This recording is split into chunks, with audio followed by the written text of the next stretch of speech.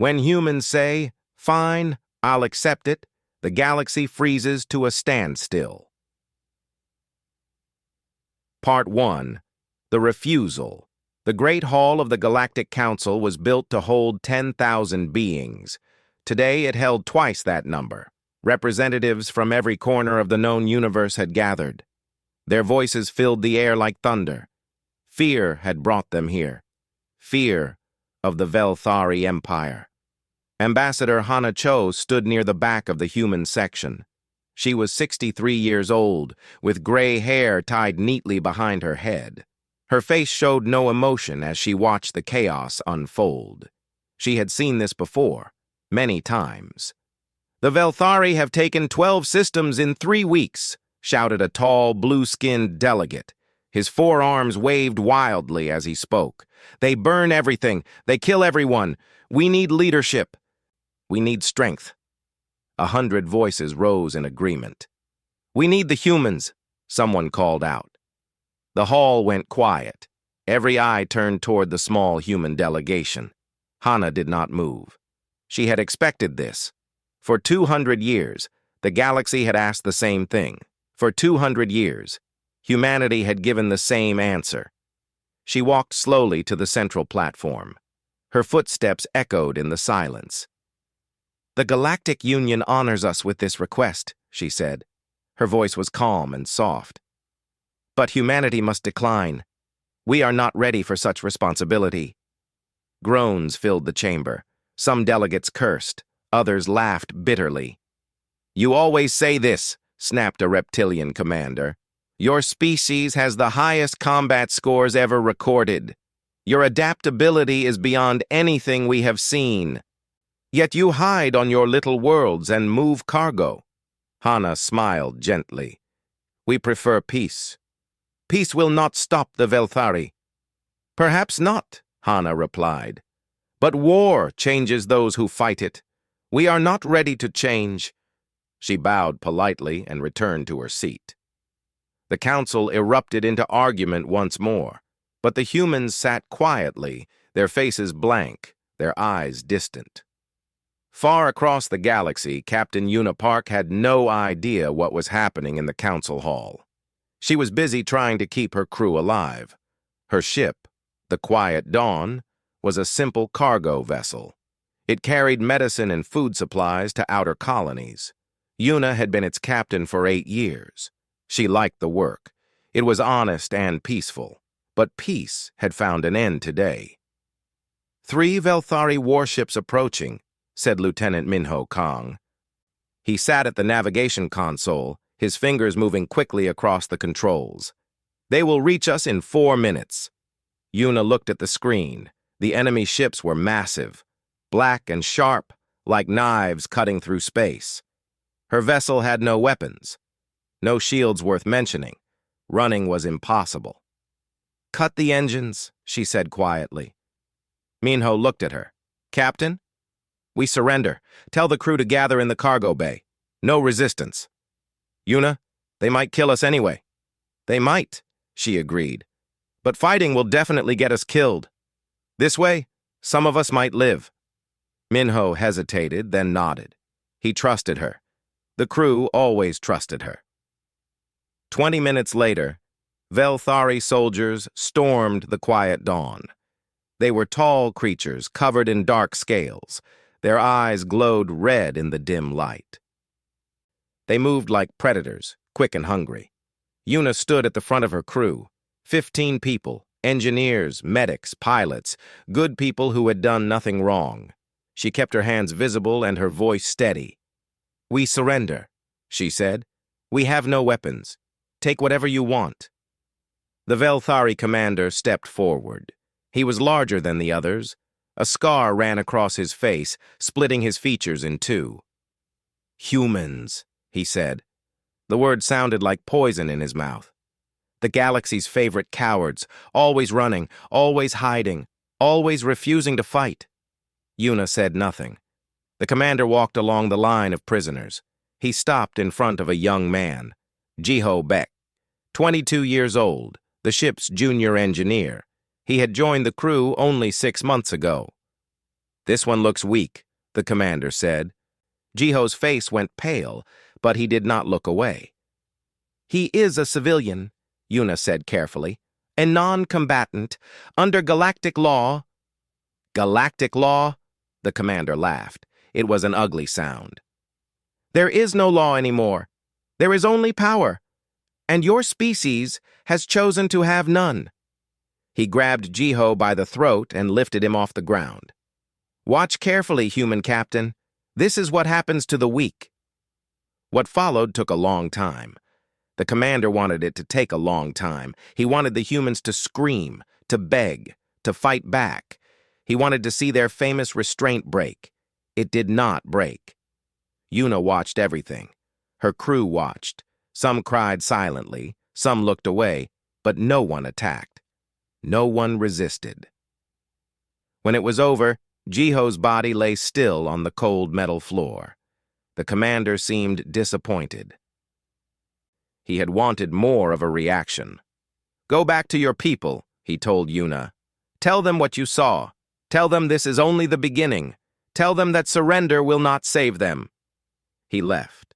His soldiers followed. The quiet dawn drifted in the darkness of space. Its crew sat in silence around Jiho's body. Yuna did not cry. She did not speak. She simply sat and stared at nothing. But something had changed behind her eyes. Something old and terrible had woken up. It was small now, just a tiny spark in the darkness. But sparks can become fires, and fires can burn down empires. When humans say, "Fine, I'll accept it," the galaxy freezes to a standstill. Part 2. The Whisper. 3 weeks had passed since Jiho died. The news had spread across the galaxy. The Velthari were not just conquering worlds, they were destroying them. Entire populations were being wiped out for sport. Cities burned, species vanished. The universe was screaming, and no one could stop it. Captain Yuna Park walked through the streets of New Seoul on Earth. The city was quiet today. People moved slowly, speaking in low voices. The air felt heavy, like the moment before a storm. She had not slept well since returning home.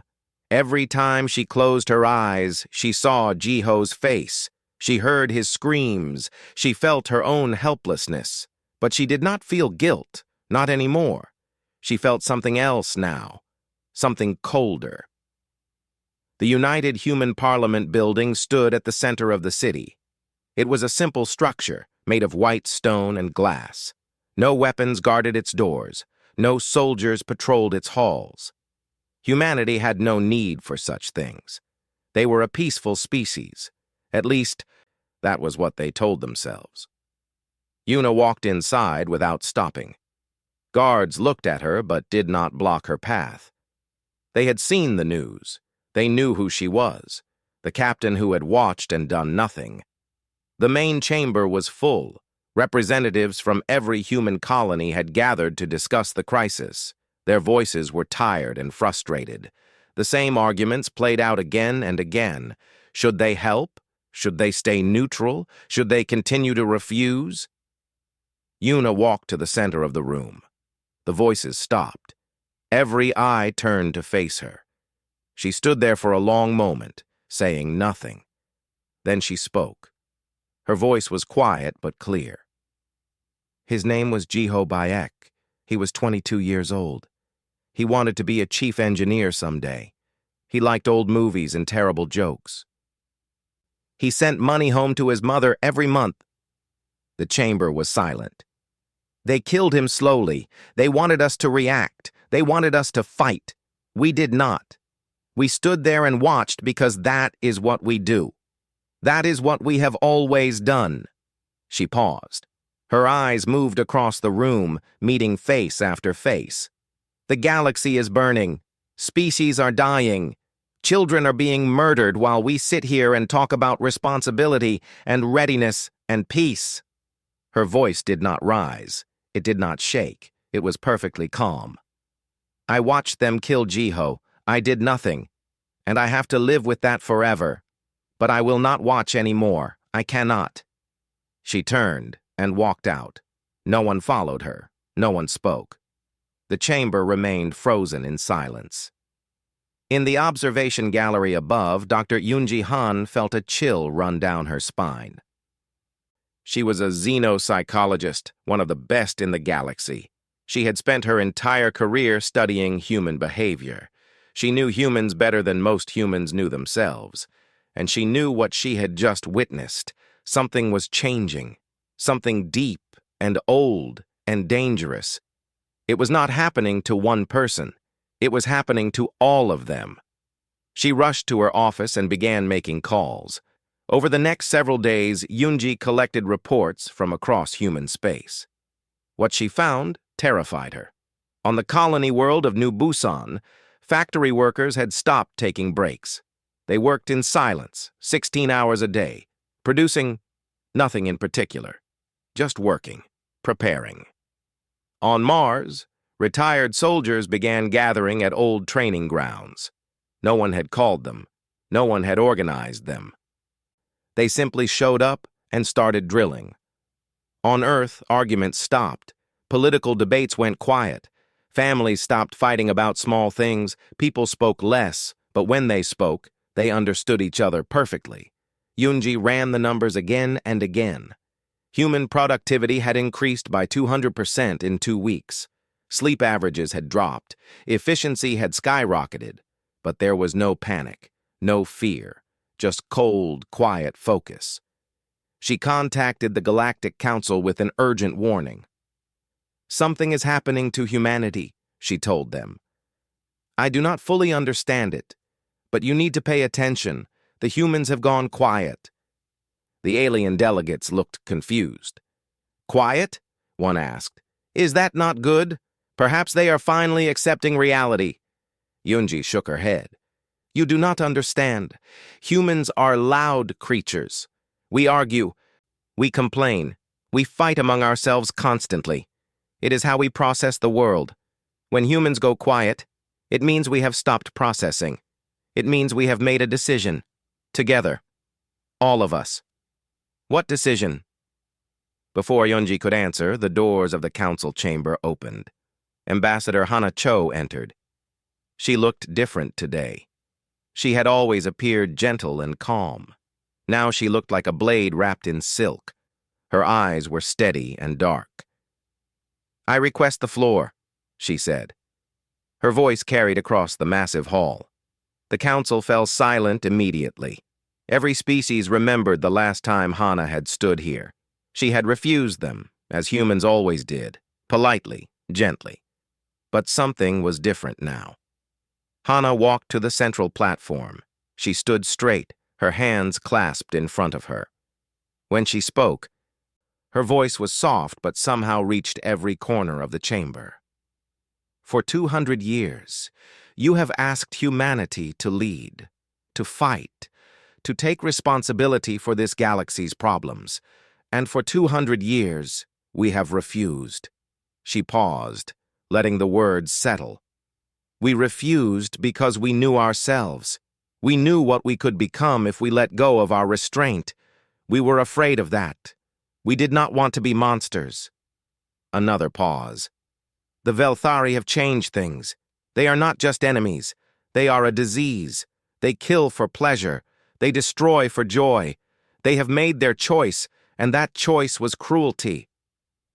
Hana's eyes swept across the chamber. Thousands of alien delegates held their breath. "So now we make our choice." She drew a single breath. "Fine, we will accept it." The chamber did not erupt into noise. It went completely still. No one moved. No one breathed. Several delegates near the front physically stepped backward, as if Hana had suddenly become something dangerous. An insectoid ambassador raised a trembling appendage. "What? What does that mean? What will you do?" Hana looked at him. Her gentle smile was gone. "Everything necessary," she said. Then she turned and walked out. The Galactic Council sat in stunned silence for nearly an hour. No one knew what to say. No one understood what had just happened. But deep in their hearts, every species in that room felt the same thing. Fear. The sleeping giant had opened its eyes. When humans say, "Fine, I'll accept it," the galaxy freezes to a standstill. Part 3, The Awakening. The galaxy had 48 hours to understand what humanity really was. Most species would never recover from what they learned. Admiral Sunwoo Lim had been retired for 7 years. He was 72 years old, with white hair and tired eyes. He had spent his final years growing vegetables in a small garden on the coast of Korea. He had been happy. He had been at peace. That peace ended with a single message. "You are needed." 3 words. No explanation, no request, just a simple statement of fact. Sunwoo put down his gardening tools, washed his hands, and walked to the nearest transport station.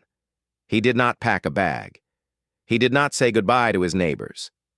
He simply knew it was time. When he arrived at Fleet Command, he found 10,000 other officers waiting. All of them had received the same message. All of them had come without question. The United Human Military had been small for 2 centuries, a token force, a symbolic gesture. Most of its ships were old and poorly maintained. Its soldiers were undertrained and under-equipped. That changed in 36 hours. Sunwoo stood in the command center and watched the transformation happen. Factory output increased by 800%. Ships that had sat in storage for decades were repaired and upgraded overnight. New weapons appeared on assembly lines that had not existed the day before. But the most terrifying change was in the people themselves. Soldiers stopped sleeping, not because they were ordered to, but because they no longer needed it. 4 hours became enough. Some needed only 2. Their bodies had simply decided that rest was a luxury they could no longer afford. Training times collapsed. Skills that should take months to learn were mastered in days. Soldiers moved with perfect coordination, as if they could read each other's thoughts. No orders were needed. Everyone simply knew what to do. Sunwoo had studied human history. He knew this had happened before. In moments of great crisis, something ancient in the human brain would wake up, fear would disappear, hesitation would vanish. The individual would become part of something larger, something more efficient than any machine. Psychologists called it the collective response. Soldiers called it the switch. Whatever its name, it had been activated across all of human space. Captain Yuna Park arrived at Fleet Command on the 2nd day. She had volunteered for special operations. Her psychological evaluation showed impossible results. 0 fear response. Pattern recognition beyond normal human limits. Perfect emotional control. She was not unique. Every human who took the evaluation showed similar changes. Dr. Yoonji Han was brought in to brief the Galactic Council on what was happening. She stood before thousands of alien delegates and tried to explain the unexplainable. For 200 years, humanity held itself back, she said. We did this on purpose. We knew what we were capable of. We were afraid of it. So we built a civilization designed to suppress our own nature. She pulled up data on a massive screen, graphs and charts that showed human performance metrics over the past 48 hours. What you are seeing now is what happens when 12 billion humans stop pretending. This is not training. This is not technology. This is biological. We evolved to survive impossible situations. When our species truly decides to fight, we become something else entirely. A delegate raised a hand. How is this possible? How can an entire species change so quickly? Yoonji smiled sadly. Because we were always this way. We just chose not to show it. The gentle humans you knew, the peaceful cargo haulers and quiet diplomats, that was not who we really are. That was who we wanted to be, who we tried to be. She paused. The Velthari took that choice away from us. On the Velthari homeworld, intelligence officers were panicking. Their spy networks had sent back impossible reports. Human ship production had increased by a factor of 50 in 2 days. Human fleet movements were completely unpredictable. Their war algorithms, which had accurately predicted every conflict for 1,000 years, were producing errors. Their strategies make no sense, one analyst complained. They do not follow any logical pattern, yet somehow every move puts them in a better position. The High Commander dismissed the concerns. They are still humans, soft creatures who refuse to fight for 2 centuries. Whatever tricks they are using, they cannot change their fundamental weakness. He was very wrong. The first battle happened at the Korath system. A Velthari fleet of 200 warships had conquered the system 3 weeks earlier. They expected no resistance. 30 human ships appeared from nowhere. The Velthari commander laughed when he saw the numbers. 6-to-1 odds in his favor. This would be easy. The battle lasted 11 minutes. Human ships moved in perfect formation, changing patterns every few seconds. They seemed to know exactly where Velthari weapons would fire before the triggers were pulled. They exploited weaknesses that should have been invisible. They attacked from angles that should have been impossible. When it was over, all 200 Velthari ships were destroyed. All 30 human ships survived. News of the battle spread across the galaxy in hours. Species that had trembled before the Velthari for millennia watched the footage in disbelief. Admiral Sunwoo received reports from every sector. Human forces were winning everywhere. Not just winning, dominating. The Velthari advance had stopped completely. He looked at the strategic map and saw the path to victory. It was clear, it was certain, and it would be bloody. A message arrived from Ambassador Hana Cho.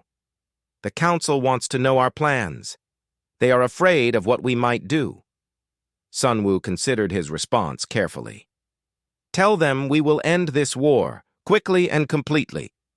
After that, he paused.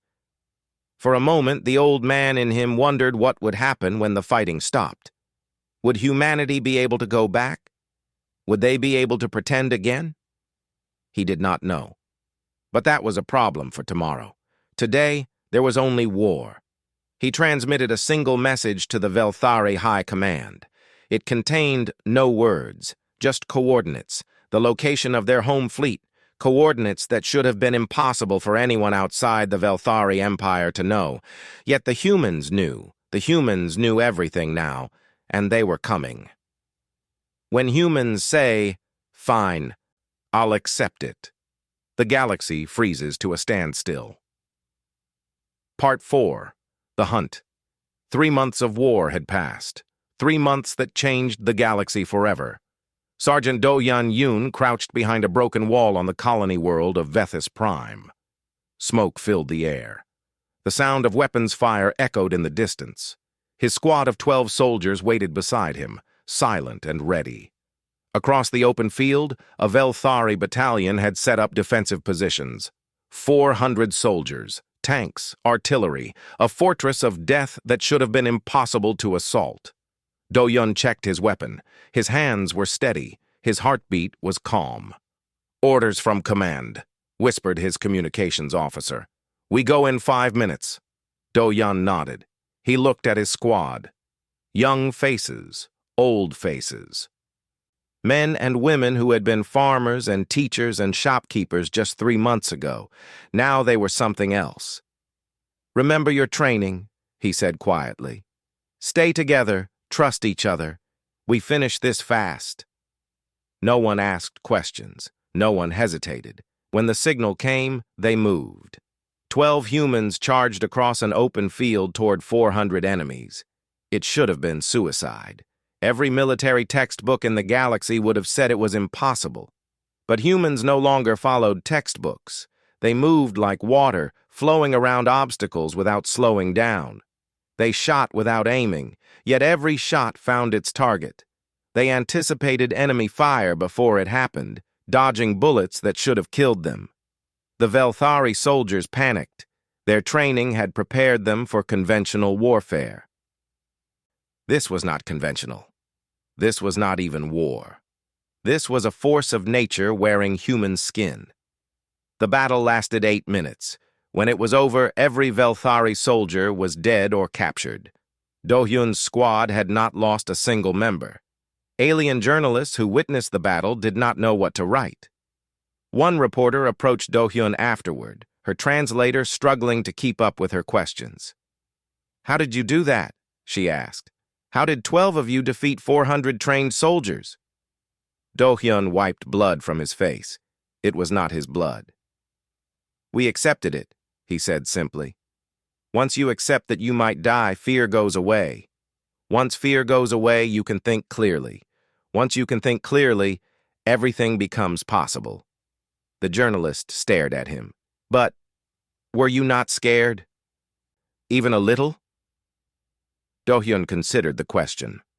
3 months ago, he would have been terrified. 3 months ago, he had been a normal man with normal fears. But 3 months ago felt like another lifetime. "Fear is useful when there is a choice," he said. "We have no choice anymore. So fear is pointless." He walked away. The journalist did not follow. Across the galaxy, Captain Yuna Park was conducting a very different kind of mission. She stood on the bridge of a stolen Velthari transport ship, wearing the uniform of an enemy officer. Behind her, 11 special operations soldiers waited. They had been traveling through enemy space for 6 days, hidden in plain sight. Their target was a prison world called Draken. 40,000 prisoners from a dozen species were held there, waiting to be executed. Intelligence said the executions would begin in 3 hours. "Approaching the planet now," said her pilot, Lieutenant Minho Kang. He had followed her from the quiet dawn to this mission. He would follow her anywhere. Yuna looked at the planet through the viewport. A gray world, covered in concrete and metal. A world designed for suffering. Somewhere down there, people were waiting to die. People like Jiho. Innocent people who had done nothing wrong. "Land at the main facility," she said. "Act normal. We go in quiet." The transport descended through the atmosphere. Guards waved them through checkpoints without suspicion. Why would they suspect anything? Humans were cargo haulers. Humans were cowards. Humans never attacked. They had no idea what humans had become. Yuna's team moved through the prison like ghosts. Guards fell silently. Security systems failed mysteriously. Doors opened that should have been locked. When they reached the main holding area, Yuna found herself staring at rows of cages. Thousands of prisoners looked at her with hollow eyes. They had given up hope long ago. "We are here to rescue you," she said. Her voice was calm but clear. "Follow my team. Do exactly as they say. We are leaving this place." An elderly alien prisoner shook his head slowly. "There are only 12 of you. There are thousands of guards. You cannot save us."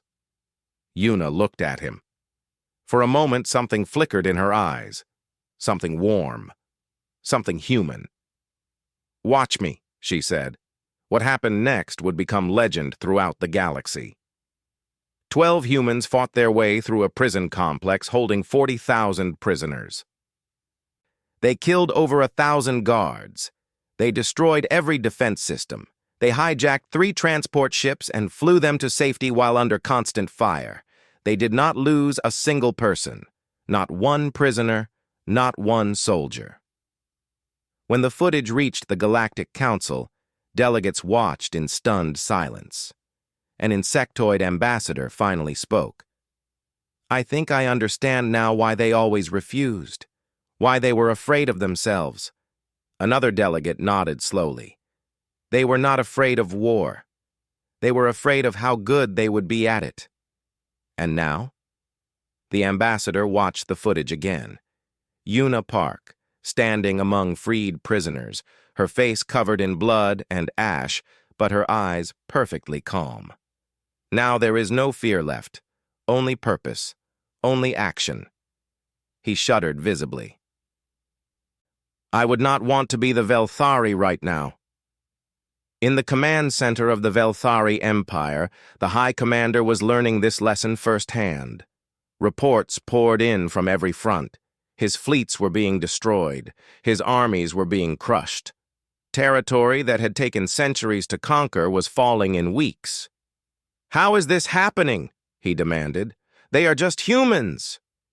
His advisors had no answers. The humans did not fight like any species they had ever encountered. They did not follow rules. They did not make mistakes. They seemed to know exactly what the Velthari would do before they did it. A new report arrived. The humans had discovered the location of the Imperial Home Fleet, the most secret information in the entire Empire. The High Commander felt something he had not felt in a very long time: fear. "Send a message to their command," he said. "Tell them we are willing to negotiate." His communications officer hesitated.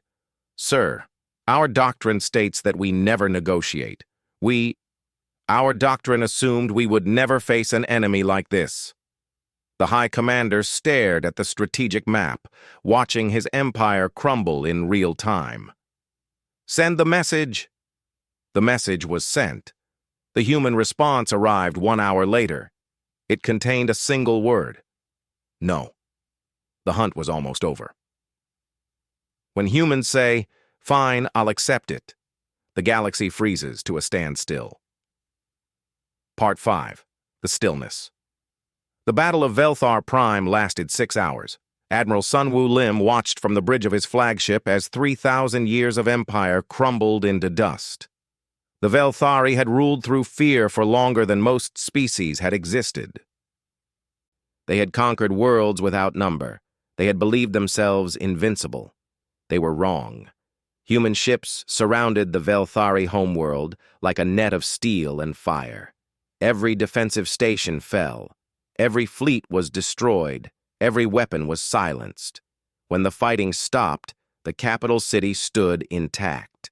Sun Wu had given specific orders: destroy the military, spare the civilians.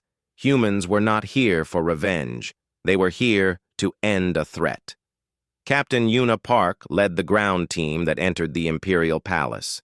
She moved through halls that had witnessed 10,000 conquests, past trophies taken from destroyed civilizations, through doors that no enemy had ever breached.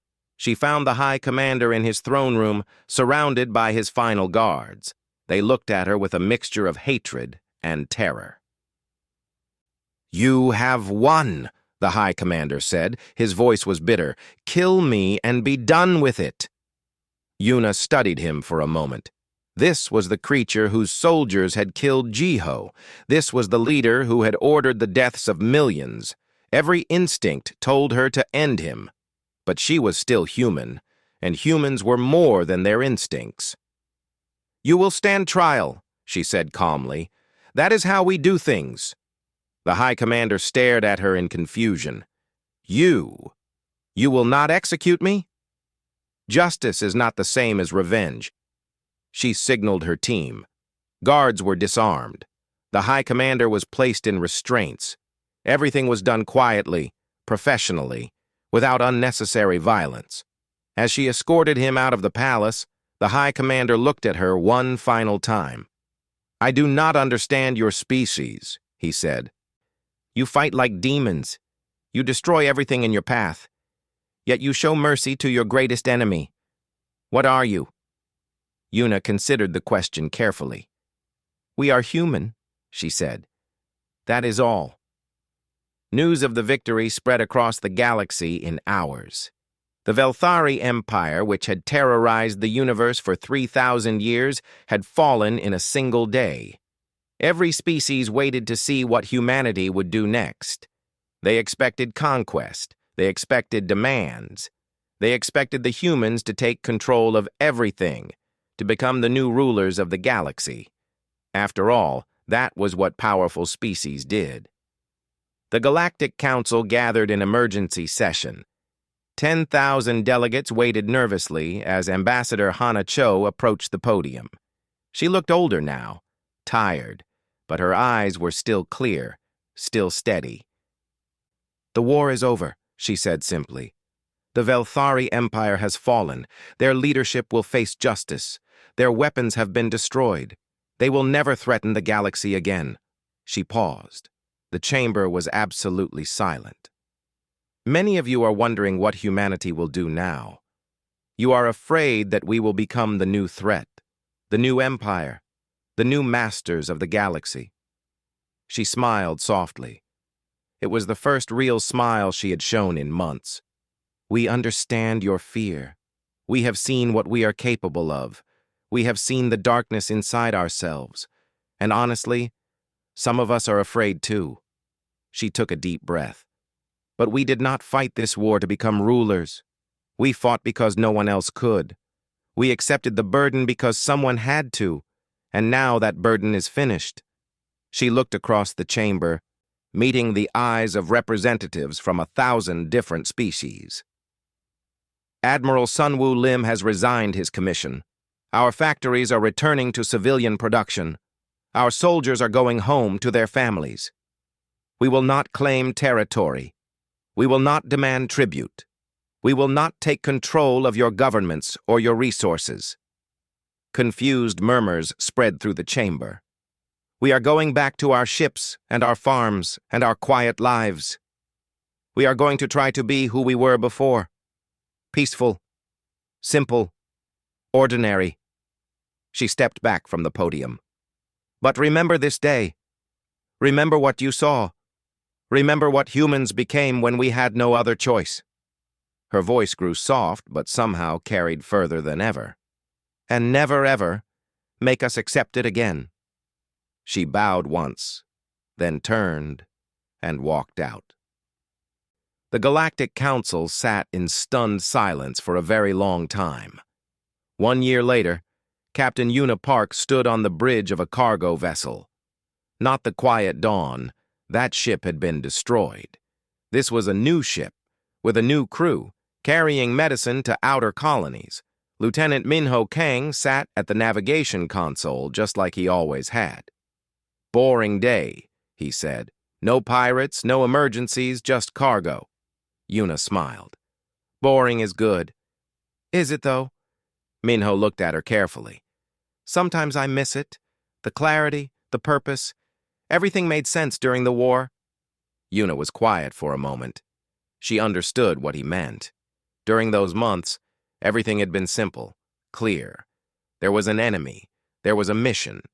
There was no doubt, no fear, no hesitation. Now life was complicated again, messy, uncertain, but also beautiful.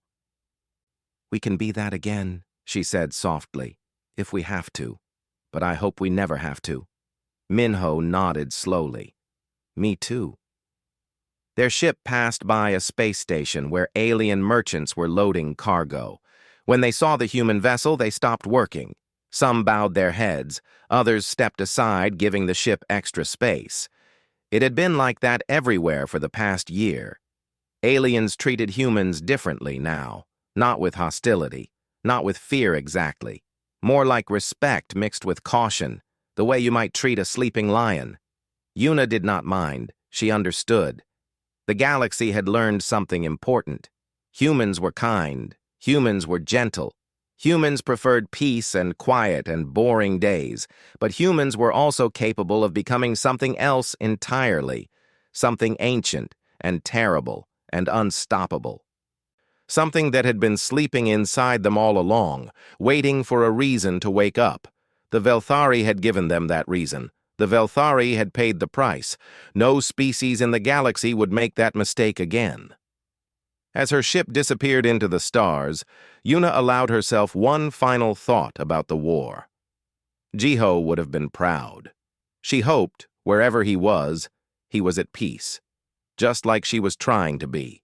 Just like all humans were trying to be. Pretending, but always ready, always watching, always human.